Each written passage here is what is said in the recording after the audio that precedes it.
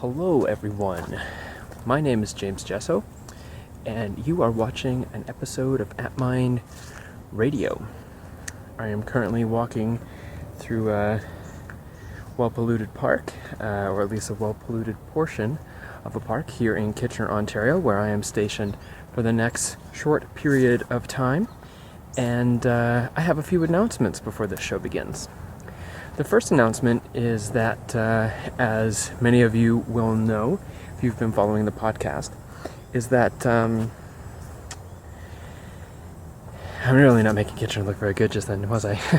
But is that I have been traveling around Europe giving public presentations, all of which basically by the same name, which is something along the lines of the 4 archetypes of psilocybin, emotive psychosynthesis, psychospiritual maturity, yada yada. Anyways, all of those talks have been recorded and they will be released once they get cleaned up in a few months, and each one is slightly different than the one before because I tend to improv a lot. The content essentially remains similar, or at least from a similar universe of content, but it shifts. So if you'd like to see one of those shifts, one of those angles of the presentation, it actually has been released via the Entheogens YouTube channel. So that's the first announcement, is that my presentation at Entheogens in Berlin, which was in September of this year, 2016, is now available for you to watch on their YouTube channel or on my website, jameswjesso.com. Announcement 1. Announcement 2 is that I am going to be giving a presentation at a conference called Psychedelic Psychotherapy Forum in Victoria, British Columbia. It has a panel of very well-accomplished, career-long luminaries and academics in the field of, psychedelic psychotherapy. And there I am as a unlicensed, unaffiliated, underground person talking about, quote, the potential mechanisms behind the treatment of chronic depression with psilocybin, which is a big thing to bite off, and I reckon I'm going to do all right. If you want to come check me out there, you can head to psychedelicpsychotherapy.ca and check out the forum, grab some tickets, come visit in Victoria, BC. The second announcement is that another conference happening just around the same time, which is the Spirit Plant Medicine Conference, that some of you will recognize the name of, because I had several guests on the show that I met at that conference last year. And I believe I mentioned how much I enjoyed that conference several times on the show. But they have offered me a promo code to give to you, which will get you $22 off a ticket if you'd like to check that out at the end of October in Vancouver. The promo code is Stephen with a PH, and it was actually given to me by Stephen Gray, who's a former guest on the show. His episode was Cannabis and Spirituality. It was quite a popular episode, actually, so if you hadn't seen it, go check it out. He's got a cool story to tell. I'm getting a little lost in this forest. I'm just going to turn around. So if you want to get tickets, $22 off, go check out the Spirit Plant Medicine Conference and use the promo code Stephen.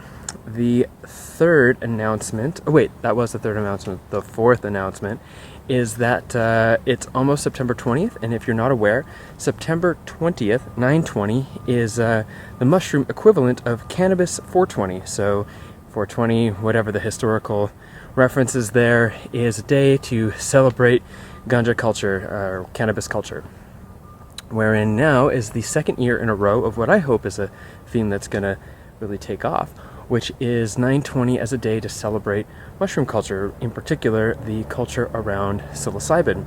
And this is organized, or at least collaborated upon by a group called the 920 Coalition, which is the numbers 920 Coalition. And they have events that are happening simultaneously all over the world, including one in Toronto and one in Montreal. I will be attending the one in Toronto, that is this coming weekend of the 22nd, 23rd, something. But you can find out more details at 920coalition.org. That's 920coalition.org, and just generally get involved because it's pretty dope. that is it for the announcements. One housekeeping thing to put into your sphere is that this podcast is brought to you by Patreon, which is not a company that is funding the podcast so much as a platform for you, the listener, to help fund the podcast through making a pledge of a certain amount on your accord to decide to pay out for each episode as many times per month as you limit it to.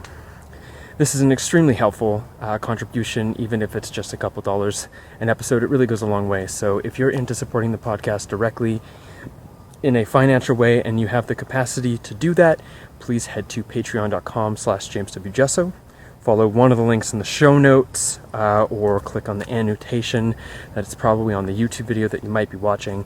And or you could just head to jameswjesso.com and somewhere at some point something will pop up and direct you over there. Now onwards to this episode with Daniel Waterman. Daniel is a writer, researcher, philosopher, and an ayahuasca provider who was born in Britain, I believe, and also has currently living in the Netherlands. Wow, just kind of zoned out for a second there. Currently living in the Netherlands. I met him actually somewhat spontaneously as I was in a city I would not have otherwise been in, referred by a friend to meet with somebody else who took me to a dinner that happened to be at Daniel's house. So that was a very serendipitous meeting, and I took advantage of that opportunity for, of course, myself. I do this because I love it, but also for Daniel to spread his work because I really like it, and also you guys, the podcast listeners, because I think he's got some stuff that's pretty inspiring to check out. He wrote a book called Entheogens, Society and Law, and I highly recommend going and checking that out on Amazon after you check out this interview with Daniel Waterman. Enjoy.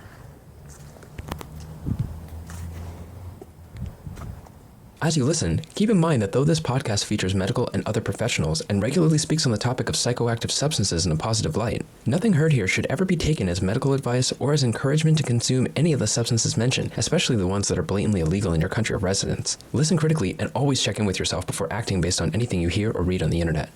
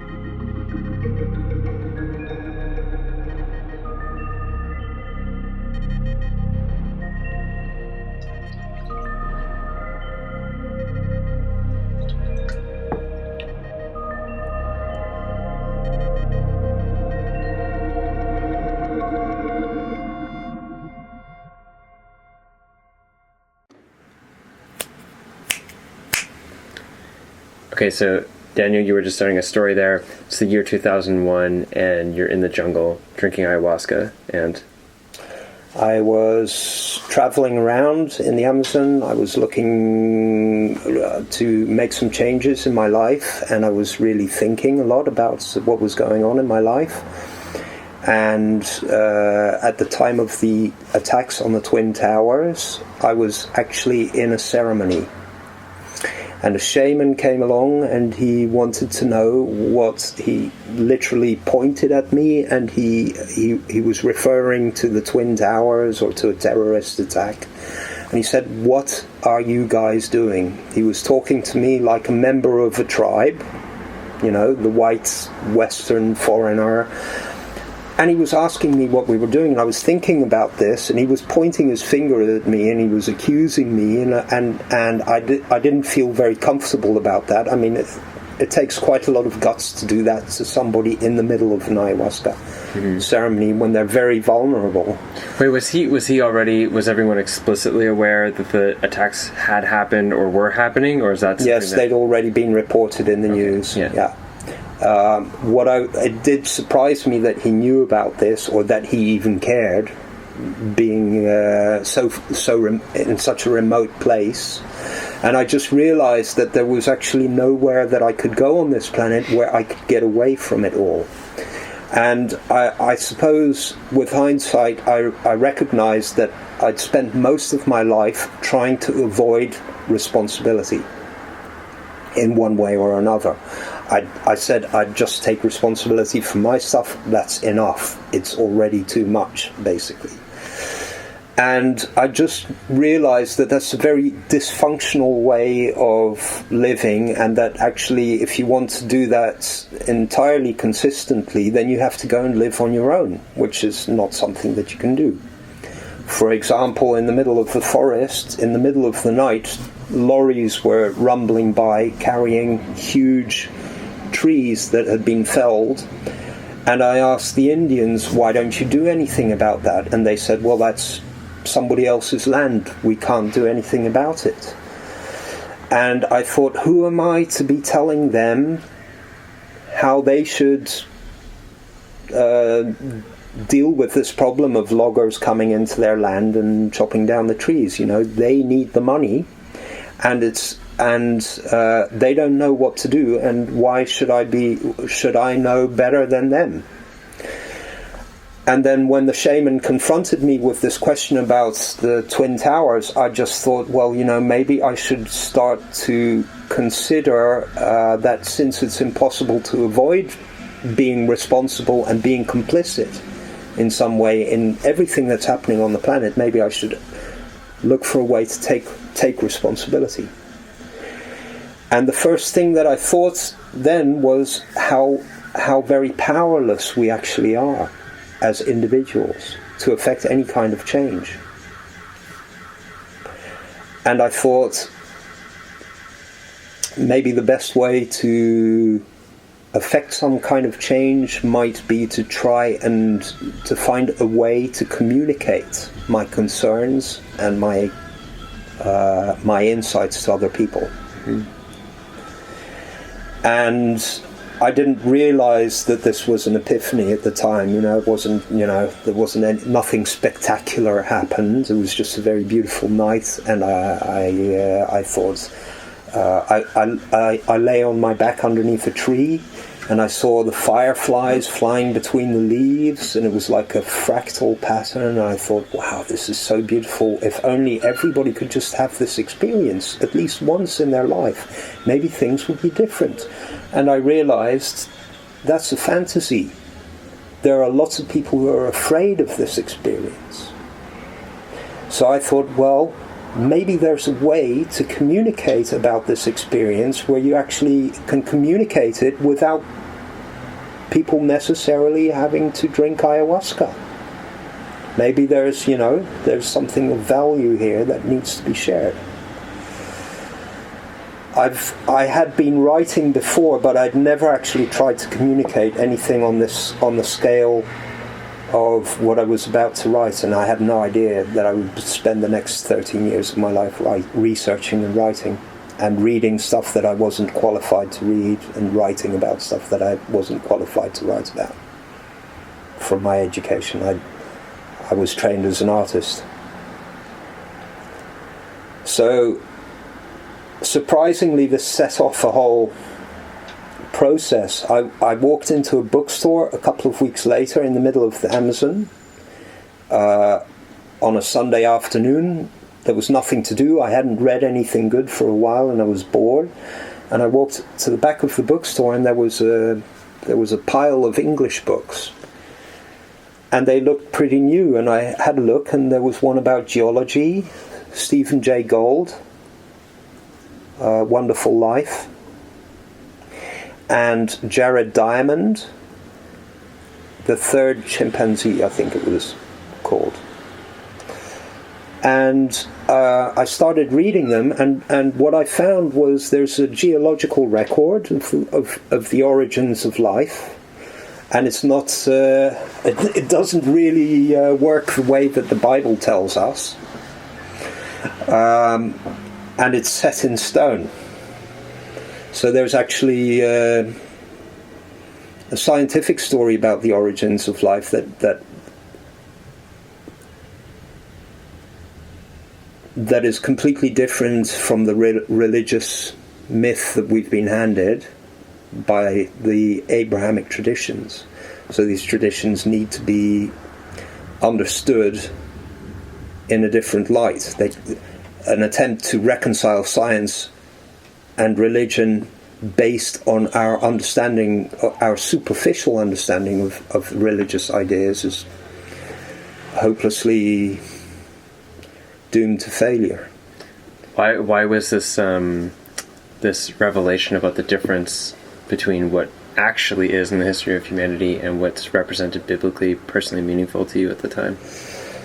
I think if you're looking for answers to the real existential questions, you want to go to the best sources. You want to go to sources, and also if you want to communicate to somebody,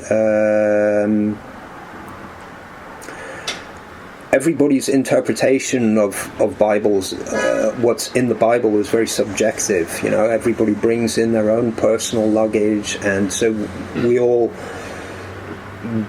get hopelessly stuck and confused and have arguments about the nature of reality and the nature of God and whatever. And if you want to sort this all out and you want to have actually have a meaningful argument, you're going to first have to identify what is actually meaningful in that story. If you read the Bible as fact, then you haven't identified what is actually meaningful in it. Just a simple example would be the story of Jesus walking on the water. Some people take that as evidence of miracles. I read that story as a metaphor of faith, of the amazing power of faith and trust. And when you read that story that way, then you're not taking it literally, but there's actually quite a lot of meaning in there. And so I'm looking for ways to communicate about an experience that's quite mystifying to a lot of people, ayahuasca, and that's surrounded by all kinds of, that whole discussion about spirituality and religion and faith is surrounded by so many taboos and superstition and magical thinking, and we're trying to identify what's really meaningful there, because I believe that the really truly meaningful things are things that we can all agree on. So they bring people together, whereas the stuff that isn't really meaningful, or that where we're having a difference of opinion about something that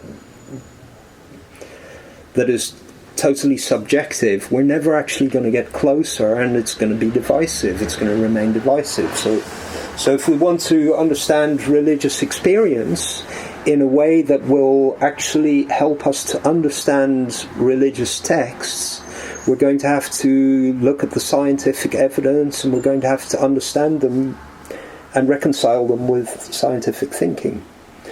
And when I picked up those two books in the bookstore in the Amazon, what I realized was that there were people in the academic world and scientists who are really reaching out to a lay public and trying to communicate to them about subjects that are really quite controversial. I mean, the whole story of evolution is a very controversial one for many religious people.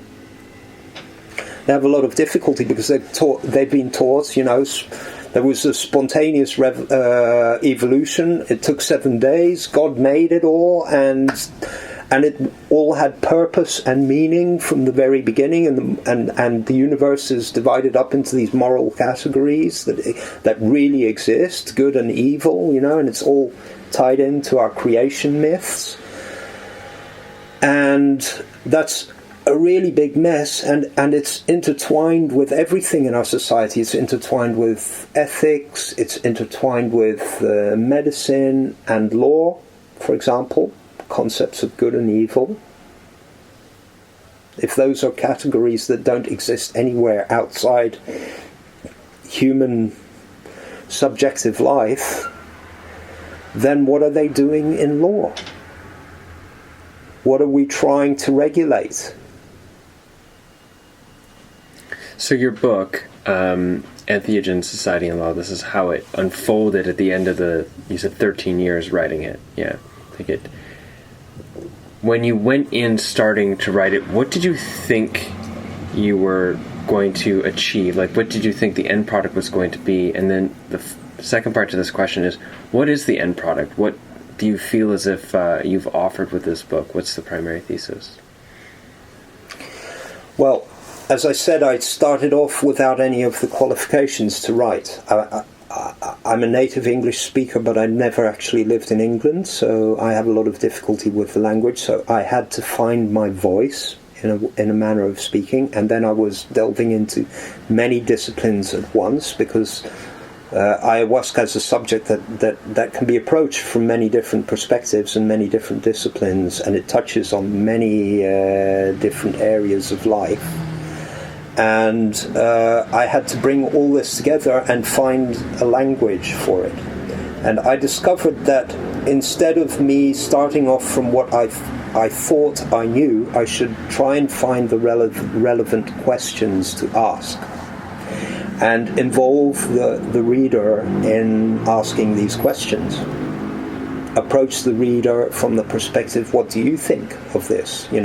Here's this evidence, here's that evidence, this is what people there say, this is what they say.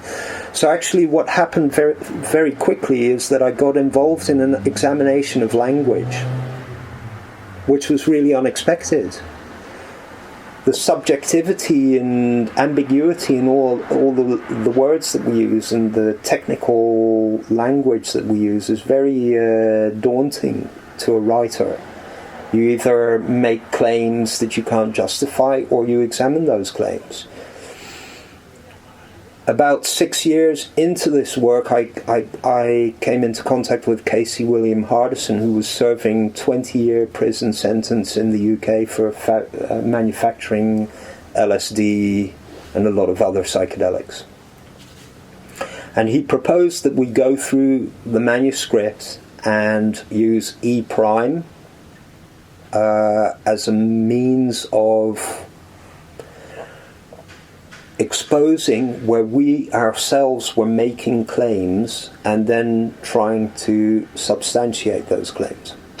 Can you explain E prime, please? Yeah, E prime is you can find it on Wikipedia. It's really interesting to delve into. It's basically a style of speaking and writing where you treat every instance of the word to be, the verb to be, as suspect. So in a sentence, drugs are bad, you're making a claim about a particular group of substances. Right? Now, a particular group of substances can be described as drugs by one group of people, and as medicines by another group of people, and as magical substances, or as poisons.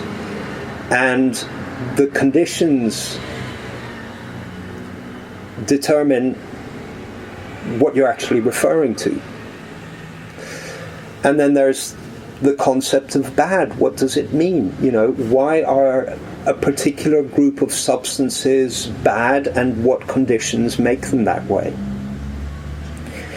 We applied this analysis to the entire book. We give examples of how E prime works, and then we used it in the book to examine every single instance of somebody making a claim about psychoactive substances. And this helps to bring the discussion of the psychedelic experience and the findings about psychedelics round to a discussion of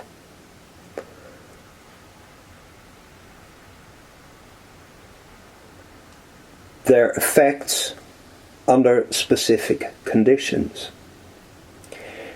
If you go to a court because you've been accused of manufacturing a particular drug or using a drug or having it in your pocket or knowing somebody who uses it or something like that, you're already being stigmatized for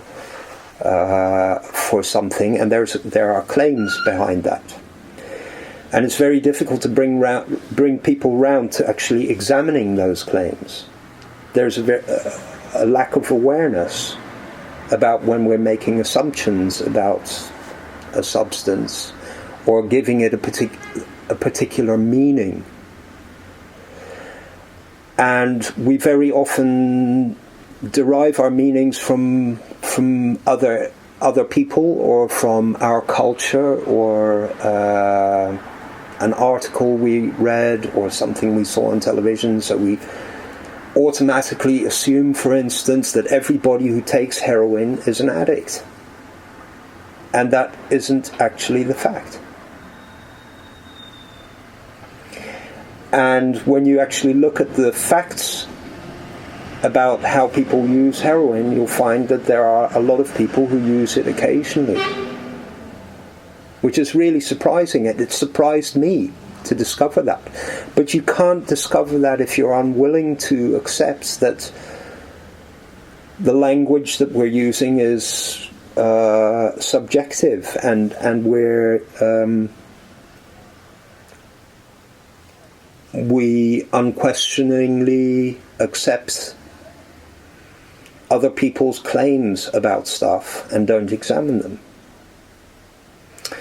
So this is one of the processes that was going on in writing the book. I was basically learning how to communicate and questioning all these assumptions. And I think that is a spiritual process. And it certainly felt to me like I was accelerating the learning process that was going on with me from drinking ayahuasca, because I started to question my own assumptions about things and to examine them. And my understanding of them started to deepen. And I didn't reach a point where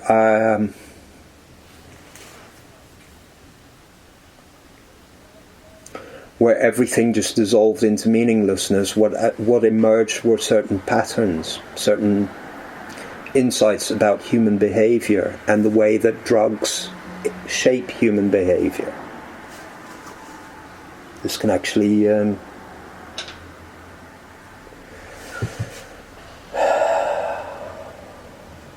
when you're trying to understand the effects of drugs, you actually have to understand something about human behavior and what motivates human beings and why we take them. What is interesting or attractive about the effects that they have on us, and why certain effects manifest under certain conditions, and under other conditions other effects manifest. We had a glass of wine yesterday and it was perfectly okay. If I had been in a really difficult situation with in my love life and I had drunk a whole bottle, I might have become violent. You know, the conditions would have been different.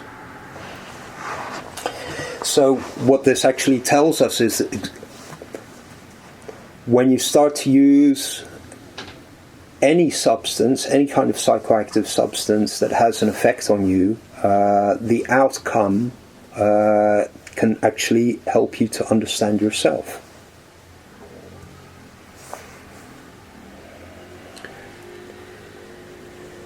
And I found ayahuasca to be a very interesting tool in that sense. And it became very, very interesting to see not only that I was going through all kinds of processes in a religious context, but that I also started to discover that it had a kind of a healing effect, that what was happening was that I was actually coming to terms with some very difficult questions that I hadn't really looked at before. For example, one of the processes that I went through was that I started thinking about dying. And this is a very interesting thing to think about, because when you actually become very, very conscious of the fact that you are going to die, you start to ask, well, what's meaningful to do in my life? What is there to counter this terrible knowledge that after all the effort I make in life, I'm going to die, and all that effort is going to be lost, maybe. And I've been dealing with this for 3 years, and I'd actually seen how my attitude had changed and how much more important other people became in that process, when I really started to realize how much I cared about other people. And I suppose you could say that this moment in 2001, when I realized that there was no way of getting away from my responsibility, there was also a profound sensitivity to other people and to other people's suffering behind that. That has become sort of a motive in my life after confronting these difficult questions about what is the meaning of life, what is the meaning of my life, and what attitude should I adopt with respect to the knowledge that I'm going to die one day. So this is something that you're dealing with, and writing the book with your friend who was in prison using the E-Prime sort of model was helping you, I guess, facilitate your way through those questions and come to this at the end of the 3 years, like come to this further understanding of I guess applying more presence and meaningfulness to your relationships. And so what role was this playing in the development of the book itself?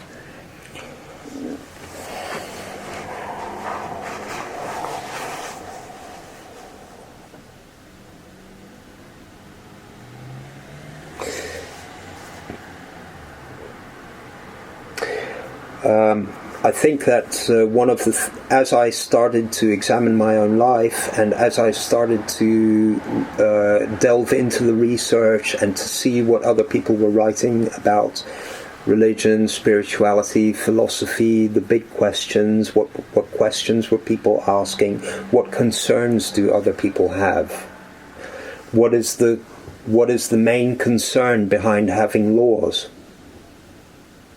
What is the concept of justice? What is it supposed to do? What are human rights? How do we regulate our society fairly and make sure that people are safe? What is best for people? What do people need? Asking these questions, sincerely asking them, and critically examining the answers that you're getting from other people and the answers that you're giving yourself, allows you to deepen that process and to expand it in ways that you don't when you just take everything for granted. You know, the law is the way it is, the system is the way it is. People who don't like drugs are different from people who do like drugs. They have different concerns. They're squares. We are not. You know, all of this is. All of this came into play in the subjects that we were examining, and we delved into many areas that later proved to be quite irrelevant to what we were really looking for. At least what I was looking for. We got distracted and delved into biology, and there were a lot of very interesting discoveries that we made. Once you get over the idea that that's not an area that you're qualified to do any reading or research in, and you just delve into the matter and you start to read, there's really fascinating developments everywhere. But what I got was that there is a great pattern underlying all this searching that everybody is doing, all this inquiry, everything that we're trying to accomplish as human beings. There's something going on underneath the surface. And my feeling became, and this is sort of where we concluded the book, that whatever is going on at the deepest level of our being is what is also manifesting in some way in the external world. And all the confusion that we have about ourselves and the meaning of our own lives is expressed in all the confusion and conflict and injustice that we see around us. So there's only 2 pictures in the book, and they are a picture of the tarot card, the Tower, which has been struck by lightning and it's kind of crashing, and there are people falling out of the windows, and there's a crowd of people. In some of the cards there's a crowd of people standing and watching this and tearing their hair or looking like the Scream by Edvard Munch, terrified. And the other picture is of the Twin Towers falling, burning, smoke coming out, people jumping out of the windows. And the similarities between those 2 images are astounding. And when you start to read the so-called esoteric meaning of the Tower, what it is about the end of an old way of life and threats to authoritarian ways of being. And there's a lot of it that you could directly transpose to the political situation in the United States at the time of those attacks. And I don't think that's a coincidence. I think that there is a large correspondence between what goes on inside us, especially what goes on inside us unconsciously, and what we manifest collectively in society today. And I think that's a really valuable thing to learn. And I think that a lot of people kind of know this, but because we haven't actually really got a good grasp of the mechanisms by which our subjective life is transposed into social and political realities, we have difficulty acting on this knowledge. Does that make sense to you? Yeah, I have a couple questions. One of them, I can actually see behind you on your bookshelf here, Psychomagic by Alejandro Jodorowsky, and he has his premise in that book and in other things about the reality dance, and that's the way that your subjective experience and the various seemingly disconnected events of reality are intertwined with each other, and like intentionally modulating one can help to modulate others, in the sense of his whole psychomagic, weird shamanic psychotherapy process.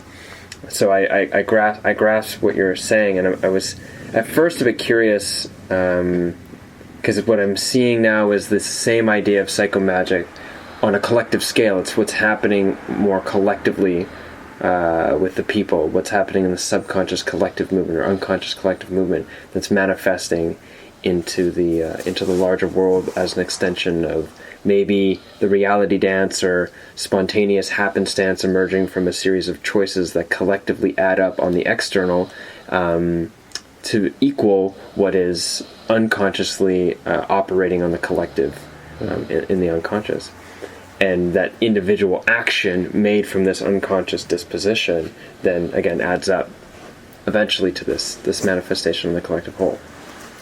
I'm curious if, with this idea that what's happening in you on the deep levels informs what you see in the outside world, or informs what's happening in the outside world. Do you mean this in the sense of like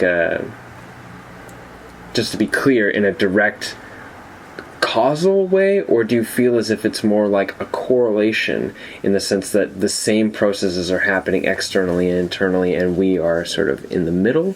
Or do you believe it's a causation based on our unaddressed and unresolved assumptions and issues, being manifest in the outside world as larger events? That's a really good question, I have to say. When you invoke the term causality, what comes up for me is what was that book called? The Secret? Yeah. Yeah, where they were talking about, well, you just have to think of it and the universe will manifest it or something. I don't think that's the way social reality works. I think, and when you're talking about social reality, you're talking about a process that isn't directly the result of what one individual is thinking or what's going on in one individual. There has to be collective action for that. And collective action is cumulative in the sense that the society that we have around us, the social reality that we live in, is the product of not just of all of us, what all of us do individually and what we've collectively tried to organize, but it's also something that has emerged from millennia of human beings behaving in particular ways and getting particular results. So I wouldn't say that society is a direct product of our unconscious minds. No. It's not as simple as that. We couldn't just change our understanding of ourselves and tomorrow we'd have a different society. We'd still have to organize things and there would still be plenty of room for conflict about what is the best way to organize this or that. And I also don't believe that the answer to the problems of society is that everybody just focus on themselves and try to transform themselves. I think that we need to do both. We need to engage with society because through engaging with society we learn things about ourselves that help us to transform what we want to transform or need to transform inside ourselves. There's a very narcissistic tendency in new age groups to talk only about the self, as if the self actually exists as a completely separate phenomenon, which I don't believe. We are in continual interaction with our surroundings, social, cultural. We get so much information every day. You just open up your computer and you scroll down a couple of posts on Facebook and you've already been exposed to half the world, So I don't think that resolving the problems of society is as simple as we're just going to focus on resolving our internal conflicts. That's part of the story. And this is where I have questions about the efficacy of ayahuasca and entheogens as well, because I think they can only take you so far. At best, maybe they get you to lighten up a little bit, not take things too seriously, and learn to really care. Become aware of your connections to other people and how important those are. And then you go to the next level, which is learning how to actually communicate and how communication can actually transform things very quickly, which is something that I've also experienced in my life. That didn't come from ayahuasca, because I don't think that ayahuasca can actually bring anything to you that you don't already have inside you. If you're an uneducated dimwit, ayahuasca is not going to make you smarter. We need input. I had the benefits of a very good education and very critical parents who criticized my drug use so that I had to justify it. That's part of why I went on my quest in 2001 to justify why I was doing this. And when the Twin Towers were attacked, and I just started thinking about all the suffering and injustice and going on in the world, I had to ask myself, in light of what I know is going on this planet, can I still justify spending so much time just getting to know me? Am I actually getting anywhere with this? Yeah, I like and I really appreciate this perspective.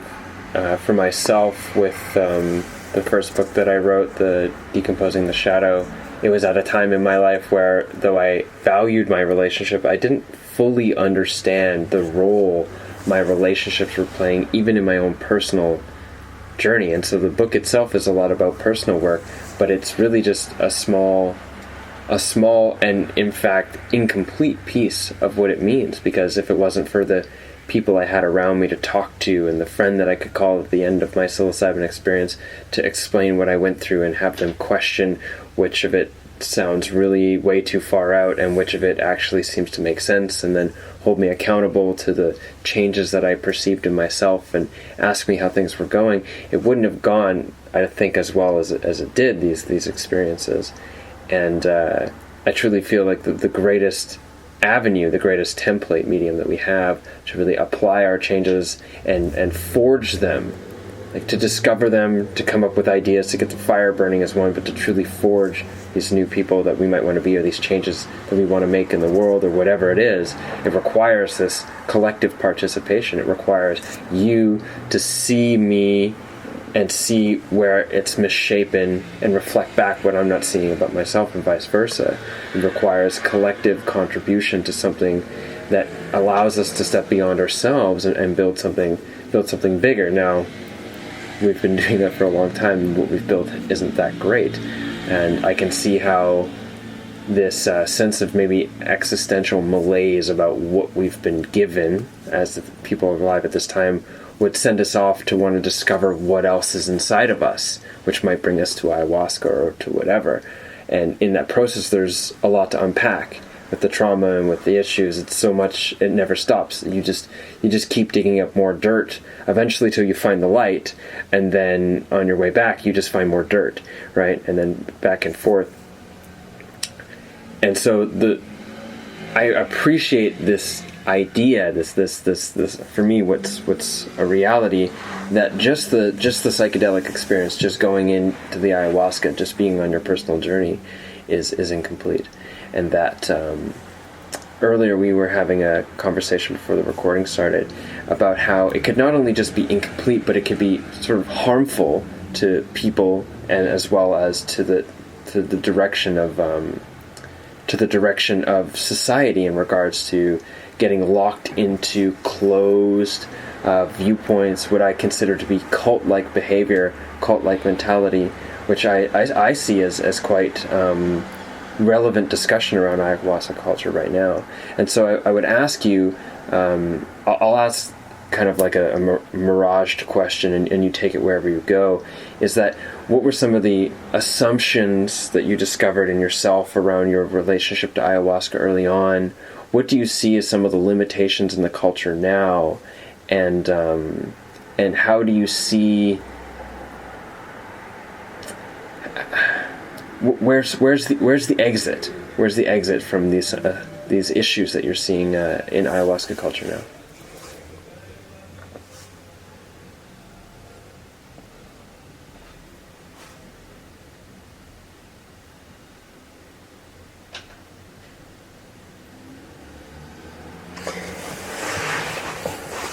I'm going to take a roundabout route to answer your question, and I hope I'll answer it. Please. While I'm doing this. One of the reasons why I started writing about ayahuasca was because the Santo Daime Church, which I was a member of at the time, had gone to court to defend their right to use their sacraments in a religious setting. And I thought this is a great opportunity, because a court of law, when you have a conversation or an exchange in a court of law, there's certain formalities, for example, that you actually get to talk, and people have to listen to you, somewhat like when we're using a talking stick, which means that you get the opportunity to actually have people hear what it is that you believe or think that you're doing, and you can have a discussion about that. And I thought that there does need, in politics nowadays, there's not much room for actually really having a conversation and digging for the deeper meaning of things and really exploring them and bringing in evidence. People just come out with, oh, society should be this way, or, you know, we need to do things this way, there's no other way to do it, la la la la la. In a court of law, you can actually examine certain questions and get relevant answers about them. And I thought that's a really good opportunity, and what I want to do is I want to provide the background to this discussion. The background to the discussion of ayahuasca is a discussion about what is good and right for human beings and for us collectively. And we have certain answers to that, which we've arrived at through Western humanitarian values that derive ultimately from our adoption of the Judeo-Christian value system. And concepts like human dignity or liberty, what do they actually mean? There's only one place where people really have discussions about that, and that's in a court of law. When somebody's liberty or freedom of thought or speech is being interfered with, then you go to court and you have a talk about that, and you make a choice. And I think that we, as a society, we are unreflective about and uncritical about the values that we've adopted and how those values are relevant in how we respond to particular crises like drug use or drug-related harm. And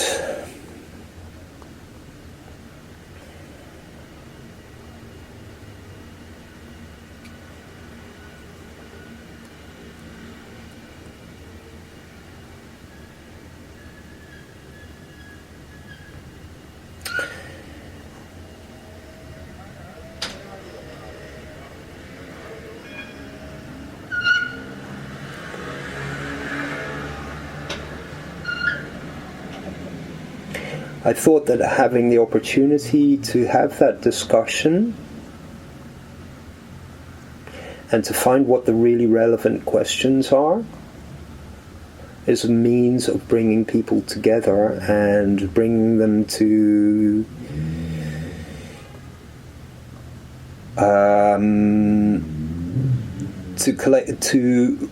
consider what their collective choices and responsibilities are, and how we could collectively respond to the crises of humanity. So let's say one of the most important questions in any human being's life relates to the question of what is the meaning of my life? What should I do with my life? What is a worthwhile way to get through life? And that is not a question that you're ever asked at school. It's kind of surprising, really.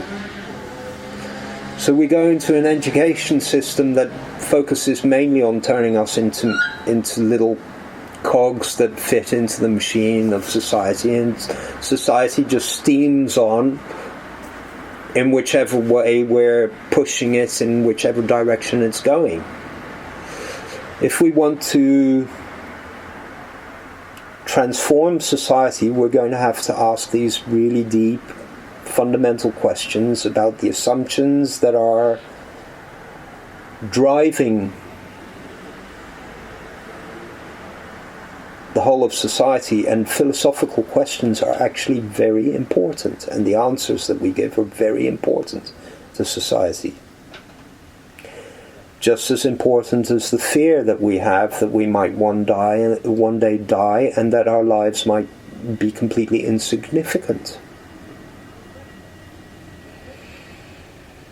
And learning to recognize the importance of these questions, and then talking about these subjects with other people, is one way of bringing this consciousness to society so that it becomes part of the decision-making process. I see a lot of evidence in this in my circle of friends. People suddenly they hit 30 or 40, and their lives have just been going on, and they've just kind of been surviving, and they've got a job and mortgage, and life is just kind of going on, and they've never had the opportunity to ask themselves what the fuck they're doing and how they're going to feel about the life that they're living right now in 40 or 50 years' time when they die. I've also had the privilege of watching a lot of people die and being with people and supporting people who died.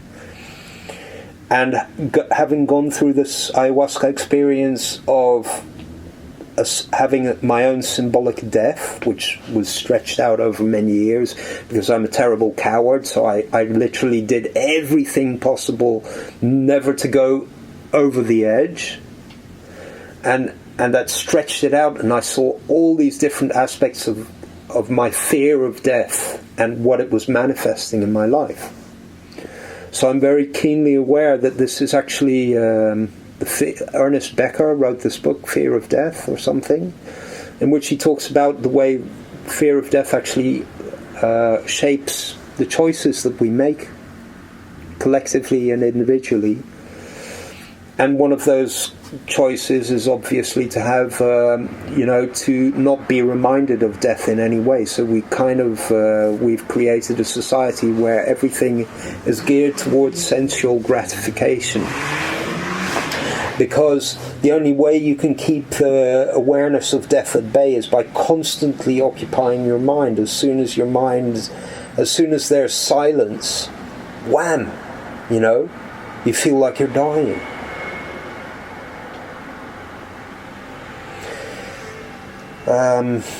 I don't know if I've actually addressed the question that you asked, but as I said, I think that as a society there are things like education where we have a collective responsibility, and where we can make different choices about how we educate children, how we parent, how we are as parents with our children, the values that we give our children, the conditions that we create in which they can evolve into people who will not only be aware of these important questions, they will answer them in ways that are really meaningful. And hopefully by answering them, they'll make choices that will take them away from authoritarian modes of production and consumption, where they're just automatically parts of a machine that's mindlessly spinning on towards its own demise. I don't think you did answer my question, but you offered an answer to a different question that I didn't ask that I really liked. So the question was, where do you feel the assumptions, where are the problems in current ayahuasca culture now in regards to excessive focus on oneself in their experiences, and some of the closed-mindedness that I mentioned as being cultism. Okay. And you started talking about the court case with the Santo Daime, and yeah. Right. Well, those are actually connected issues. Yeah. Let's say that the development of the developments that you go through, the evolution that you go through as you go through the process of confronting your own death, which is one of the central issues in the ayahuasca experience. That is mirrored by developments in the group awareness of groups of people who are drinking ayahuasca. They start off very much focused, let's say, maybe on having a kind of aesthetic experience. And it can easily, in that phase, it can easily veer towards partying.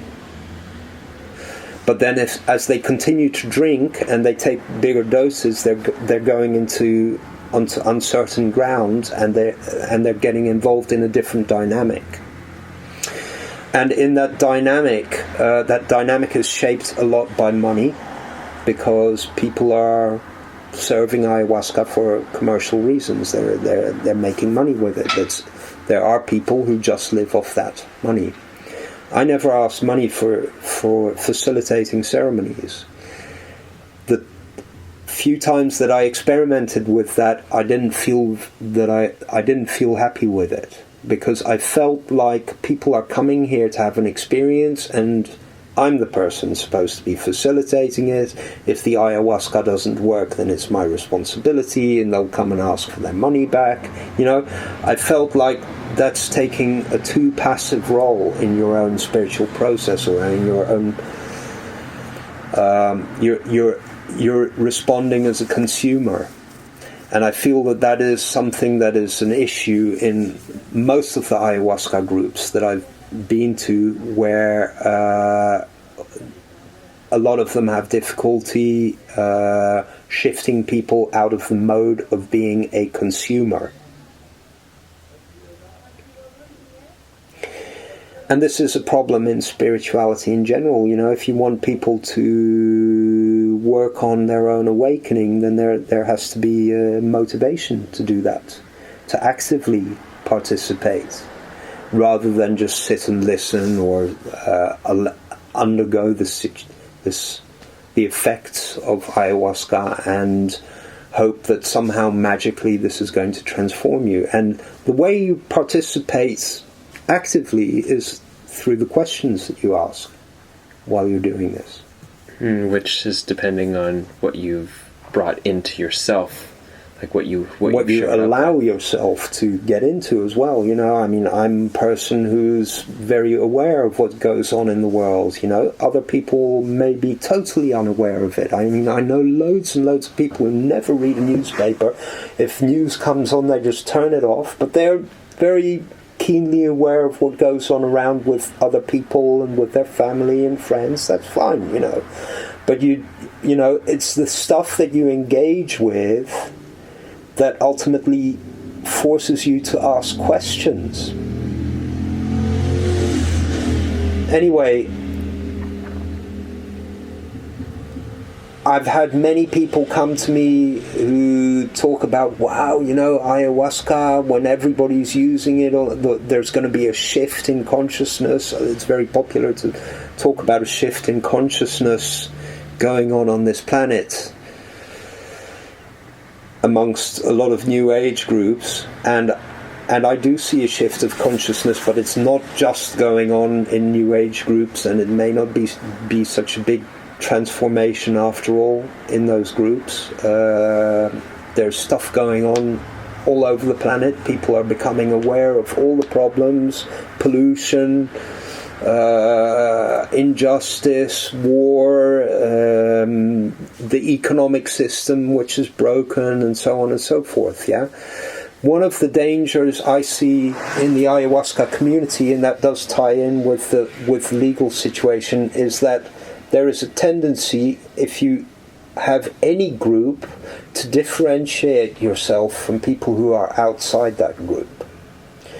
And then what you get is kind of a closed circuit where you're just talking about your experience with people who have similar experiences to you, rather than talking about your experiences with people who have very different experiences and who are asking you critical questions, who want you to justify what you're doing. And one of the tendencies that I've seen amongst a lot of people who get involved with ayahuasca is they don't read. Many of them do not read. Many people also don't engage with the creative aspect of the experience, which is a very interesting one. Like, for example, we spent 15 years only singing the hymns of the Santo Daime, and then I was working with various people, and I said, I'm not a musician, but let's try and improvise. Let's see what happens when we improvise. That doesn't work very well in a hierarchical situation where there's a small group of people that say the ceremony is going to be like this or like that.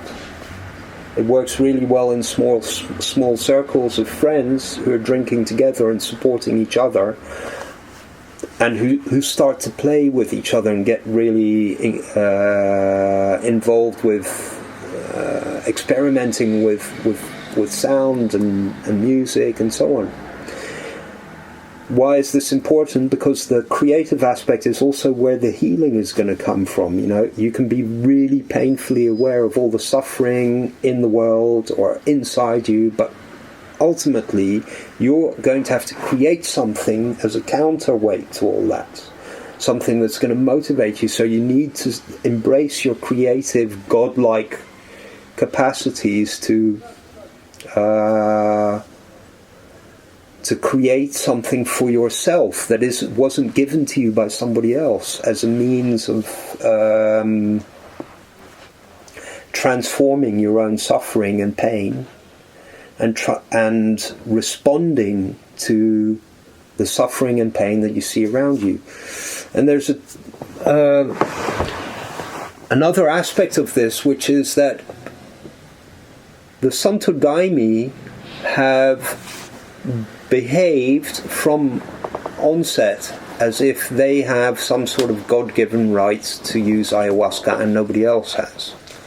This ties in with the legal situation, because in the Netherlands, the Santo Daime won a court case in 2001 that granted them the right to use ayahuasca under certain very specific conditions. The ones that they had scientific testimony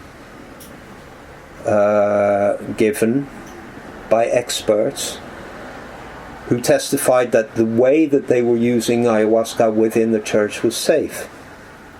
And then ayahuasca groups from around the country have basically used that court ruling as a loophole to use ayahuasca. What this has done is it's created a kind of dichotomy in the community where different groups don't work together very well. And because of the financial incentive in some of these groups, there's a bit of a risk. When a group becomes isolated and the leader or leaders or organizers or facilitators of one group become a kind of authority, and everybody else is just kind of a passive consumer of whatever it is, whatever brand of spirituality that they're professing, that's not going to be any progress at all. As I said, I don't believe that drinking ayahuasca will make you smarter per se. It's depends very much on who you are and what you're prepared to bring in. And who you're with. And who you're with, yeah.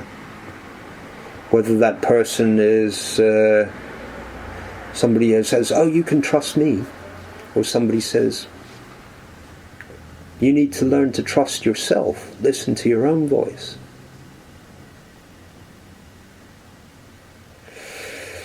So, unfortunately, what you get, and this happened in the 1960s as well, when LSD kind of disseminated throughout society, and a lot of people took it who might have been using it kind of recreationally, insofar as that's actually possible. What might get watered down is the the potential of the substance as something that actually can lead us to ask these really critical questions about who we are and about the society that we live in. And I think it's very important that ayahuasca is a tool that can facilitate that can help you to ask those questions. And at the same time, it really depends on us. In an ayahuasca context, the people who are facilitating a ceremony have a really, really important responsibility there. They can be very influential. And one of my interests has been to ask what is the relationship between the processes that we're going through with ayahuasca and other spiritual traditions and practices. For example, Buddhism, to find where there are correspondences. I think ayahuasca is just one of these traditions, and we need to look beyond it. We also need to look at other traditions, other practices that will help us to expand our own practice. Yeah, I think what might be said as the current trend or meme that is the primacy of ayahuasca as a means for true spiritual transformation isn't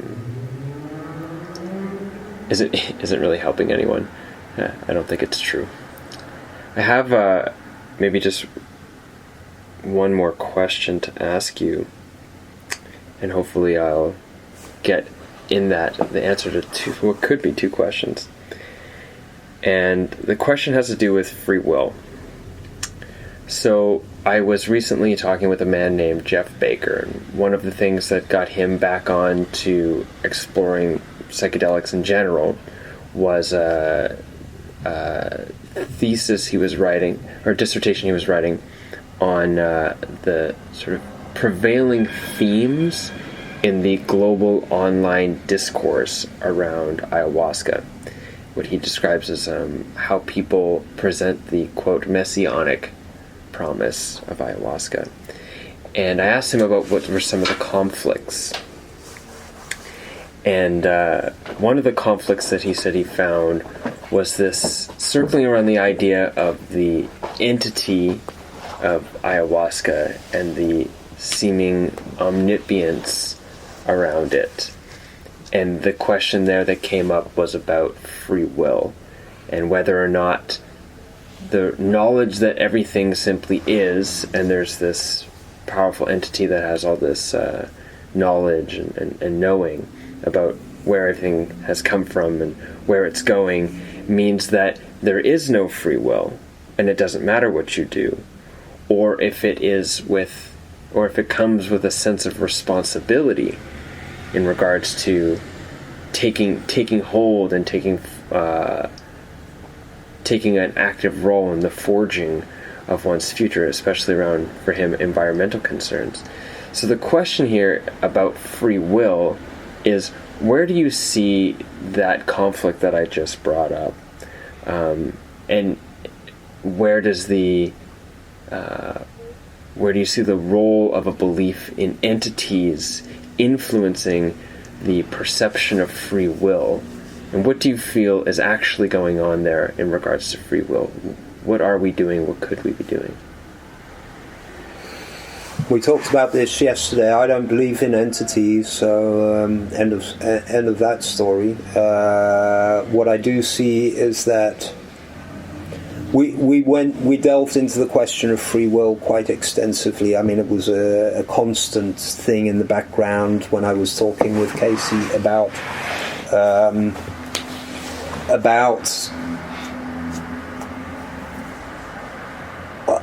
the question of free will has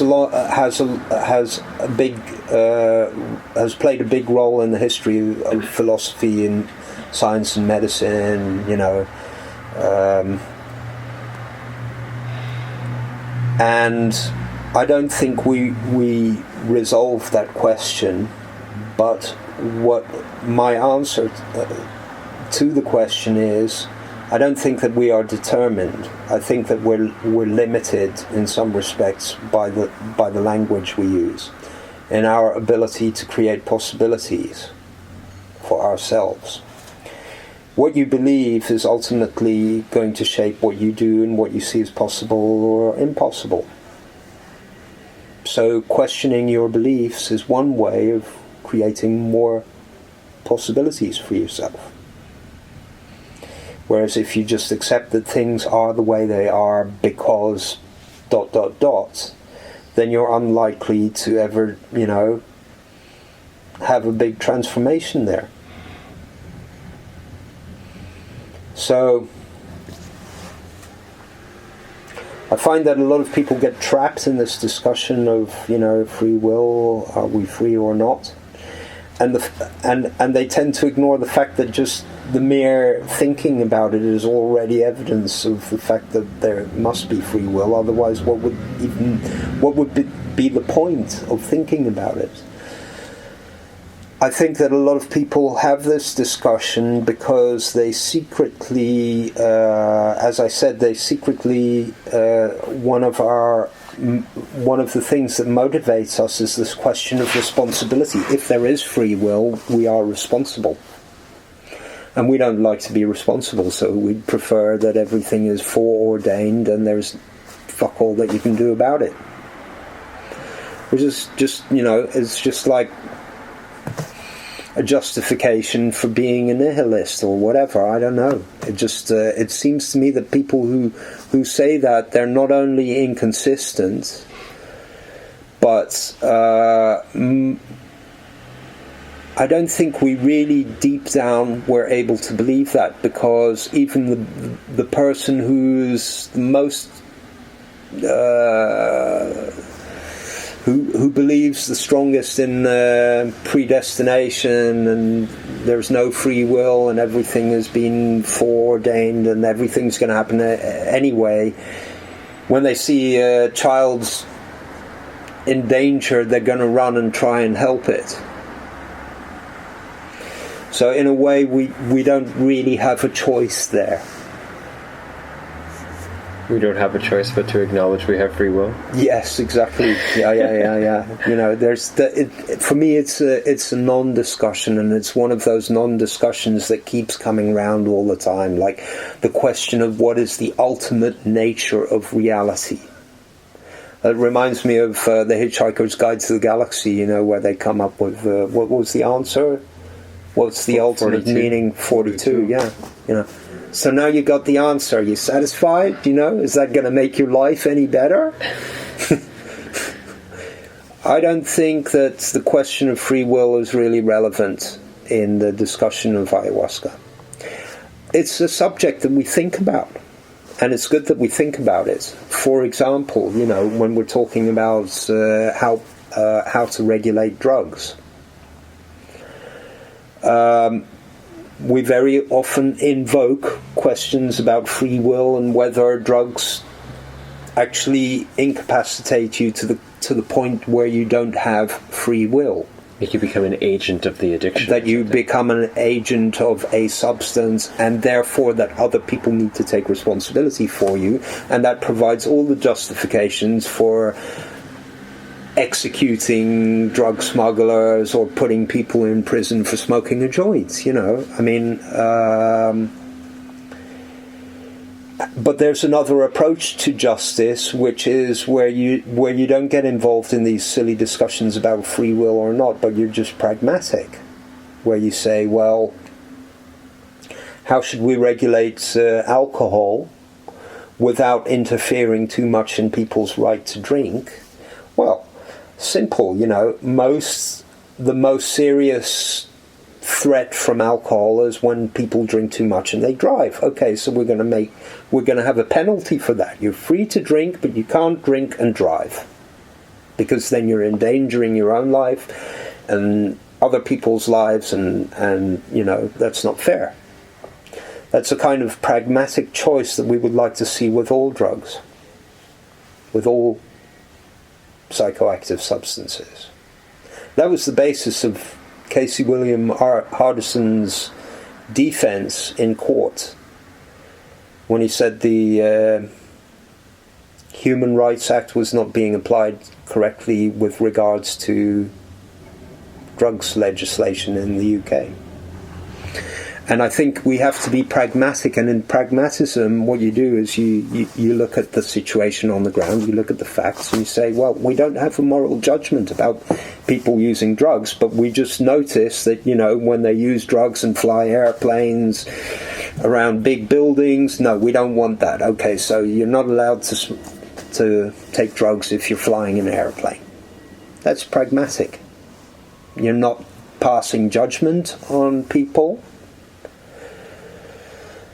and you're not over-regulating. So this discussion about free will in regards to ayahuasca is interesting because there was a theme there about the importance of asking those big questions when you're in the midst of this journey in exploring ayahuasca. And then I can also, I mean, it seemed to have come out, and for myself, I can relate to how at some point, if you're not careful, asking those big questions might become an avenue to escape from answering the hard questions or exploring the harder questions, such as spending too much time debating over free will when you could actually be talking about how to reduce gun violence in your city, right? Or something along this idea. I'm just going to check time here.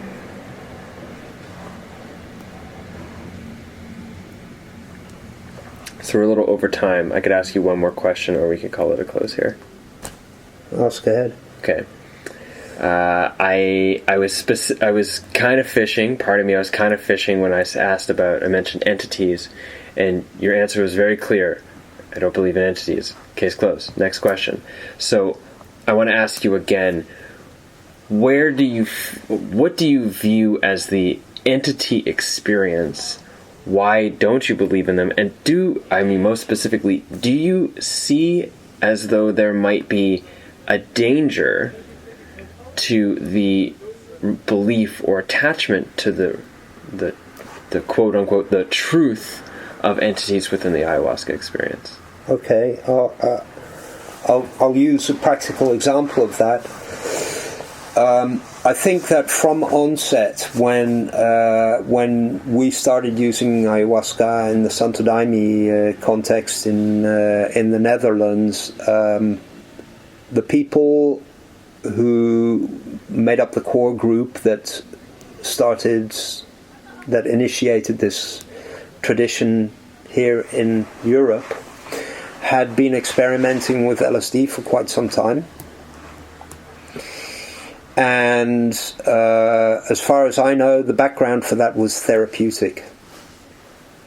And they'd been reading Stanislav Grof and some of the early psychedelic researchers on that subject, and they'd more or less been using the LSD as a therapeutic tool. And then they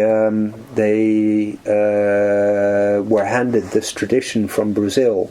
And the tradition is very, very religious. I mean, most of the songs, the hymns of the Santo Daime, they mention Jesus and God and the Father and the Holy Mother and so on. And somehow I saw this big transformation in all these people, and they suddenly became extremely religious. And I thought there was a bit of a conflict there, for me it felt much more like a healing tradition than a religious tradition. But there are aspects of the Christian faith that are about healing, about healing our relationship to the sacred feminine and so on. So I could kind of read my own meaning in there, and I could kind of go along with it as being metaphor rather than being literally true. But there are some funny things in there. For example, at a certain point, there was a crossover in Brazil between the Santo Daime tradition and Umbanda, which is a form of the African voodoo traditions that has undergone a little bit of whitewashing because it was adopted by white people and urban people in the cities of Brazil. So they kind of watered it down. There's no blood sacrifice, or if there is, it's very minimal, for example. Anyway, they introduced this into the Santo Daime, and when people learned about it here in the West, they embraced it as well, and they brought it into the ceremonies. And the leader of the Santo Daime at that time, he appointed several people within the group who he said were very mediumistic.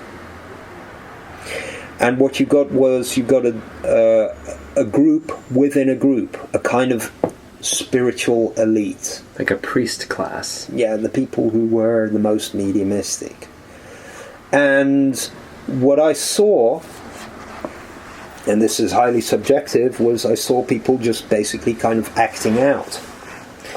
And I thought that was not only not such a good idea within the context of the ceremony that they were doing, because a lot of people got irritated by it and it brought out a lot of authority conflicts about, what the hell are you doing, and people started emulating each other. For example, there was one girl who started kind of shaking her hand in the air, and then everybody started to do it. It was really funny. Sometimes you'd see somebody start to shake in their chair, and then it would just go from one person to the other, and I'd sit there thinking, oh, I hope that's not going to happen to me, because I had no idea what was going on. But eventually I just decided, well, basically, that's just the energy of the ayahuasca, and there's some kind of psychodynamic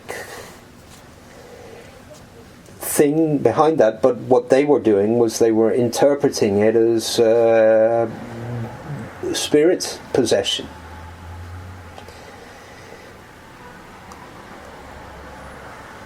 I don't go along with that, but I also see a risk there, because what it allows is, say somebody stabbed somebody else during a ceremony, they could say, well, I was possessed by an evil spirit. I don't think those traditions should, I see ayahuasca more as a contemplative and therapeutic tradition where you don't actually act out. Because when you act out, then you start to treat whatever you feel as the reality, as being really real. And then you ignore your contributions to whatever you're experiencing, and and the high degree of interpretation that is implicit in everything that we do and experience. And learning to appreciate the interpretative process and how even our senses interpret reality is one of the necessary steps to more self-knowledge. So I don't go with the entity story, and also most of the time when people talk about entities, either they're referring to Umbanda, the influence of Umbanda, or they're referring back to archaic revival, Terence McKenna's stories about the machine elves, which only, as far as I know, only Terence McKenna actually saw. I don't know if you've ever seen them. I know Rick Strassman talked about them, and then he went on and he actually wrote a whole thesis about that, And I'm just thinking, well, okay, you've just taken a really powerful psychedelic, and then you think that you're breaking through to another reality that's really real.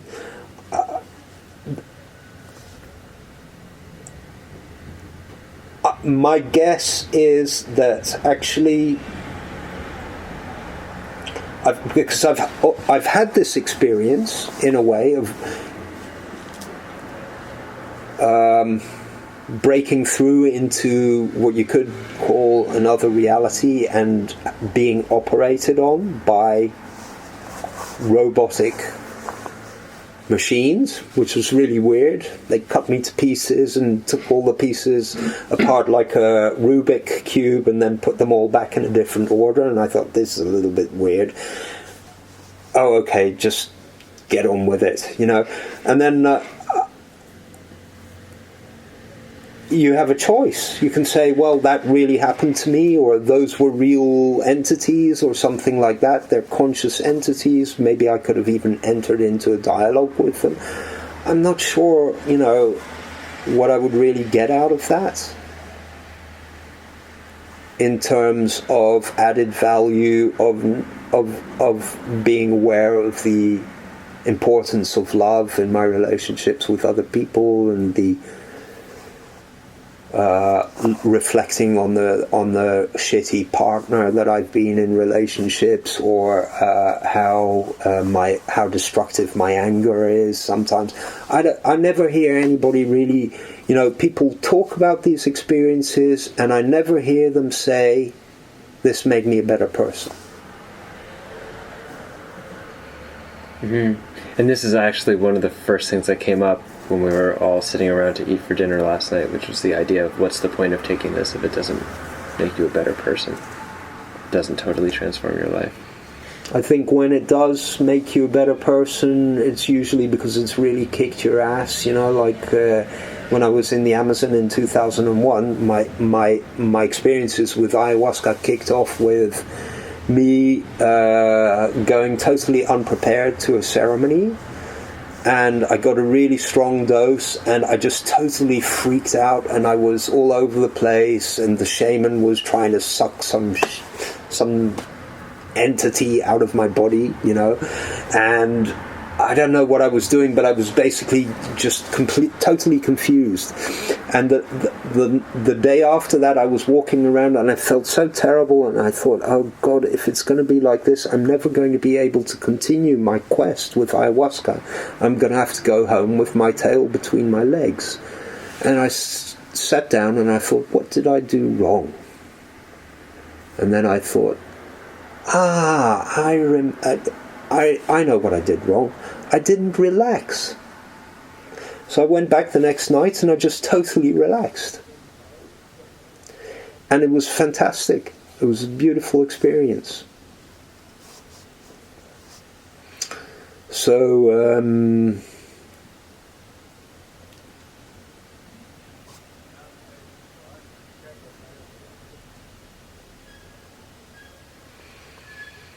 yeah, I don't know why I got into that story, but I can see how thinking about entities, some people use that as a kind of a metaphor for, and metaphors are tools, yeah? They allow us to work with the story, let's say. And that's great. And actually, when I'm under influence of ayahuasca, I'll go along with the story, whatever the story is, you know, with my full awareness there and all my senses open and so on. And I'll treat, I'll deal with what comes up. If I'm approached by something that's like an entity, I'll try and have a conversation with it. I don't have to believe that that's real. I'm just having, this is the visualization of a process inside me, and I'm totally engaged with that, and I can totally go into that. I don't have to believe that it's real. I don't see how claiming that something that you see in ayahuasca is real, how that's relevant either. You know, the whole discussion of what is real and what is not real is also a little bit irrelevant in a way. The discussion of what is meaningful and what's not meaningful, on the other hand, that's a really relevant discussion.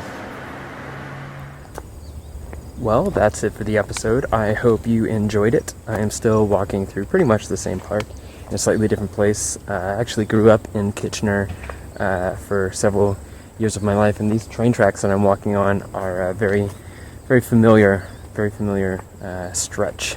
My feet have fallen many a times on these wooden planks and, I assume, steel rails. But yeah, that's it for the show.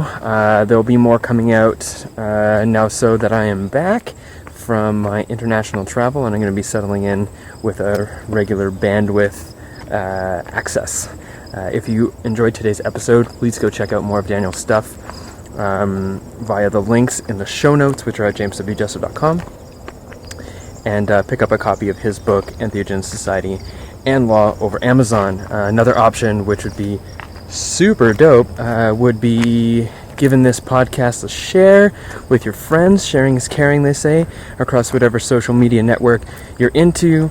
Of course, subscribing to the podcast, be it on Stitcher, iTunes, YouTube, whatever it is that you are subscribing to podcasts on. Subscribing would be great.